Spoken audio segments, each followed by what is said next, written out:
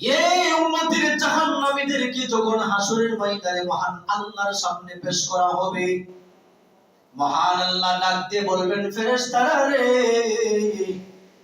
তাদেরকে আমার সামনে কেন নিয়ে আসছো? তাদের অপরাধ কি? এবার ফেরেশতারা বলবেন, ওগো আল্লাহ, তাদের অপরাধ হলো তারা জাহান্নামী।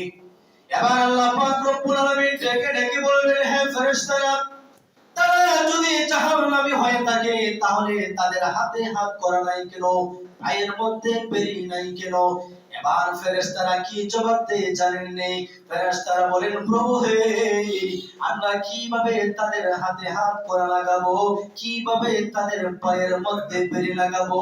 তারা যে তোমার হাবিবের উম্মত। আয় আল্লাহ, আমরা জানি তুমি তোমার হাবিবকে ওয়াদা দিয়েছো, তোমার একটা হাবিবের উম্মত কেউ জাহান্নামে নিক্ষেপ করবে না। তুমি তোমার হাবিবকে এত ভালোবাসো, এই জন্য আমরা যদি তোমার হাবিবের উম্মতের হাতের মধ্যে হাত করা লাগাই, পায়ের ভিতরে যদি বেরি লাগাই, তাহলে তোমার নবীর ইজ্জত থাকে না।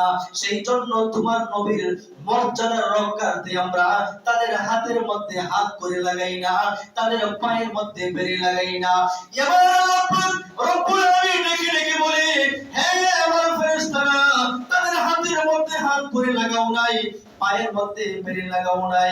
আমার বন্ধুকে আমি ওয়াদা দিয়েছি আর একটা উম্মতকেও জাহান্নামে নিক্ষেপ করব না।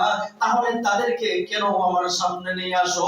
কোন সূত্র খুঁজো, কোন আমল পাওয়া যায় কিনা খুঁজো, কোন ভালো কাজ পাওয়া যায় কিনা খুঁজো। একটা আমল যদি আমি তাদের পাই, খোদার কসম তোমাদেরকে সাক্ষী রাখলাম, তাদেরকে maaf করে জান্নাতের মেহমান বানিয়ে দেব।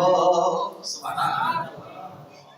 এই উম্মতের এত শান, সমস্ত উম্মতের জাহান্নামীদের হাতে হাত করা থাকবে, পায়ের ভিতরে বেরি থাকবে, কিন্তু এই উম্মতের এত শান, নবীর ভালোবাসার কারণে, নবীর ইজ্জত আর শান আর মর্যাদার কারণে এই উম্মতের হাতে হাত করা থাকবে না, পায়ের ভিতরে বেরি থাকবে না। কোন ওসিলা যদি আল্লাহ পায়, ওই ওসিলার মাধ্যমে এই উম্মতকে আল্লাহ জান্নাতের মেহমান বানিয়ে দিবেন। সুবহানাল্লাহ। তাহলে আমাদের শান মান মর্যাদা কম না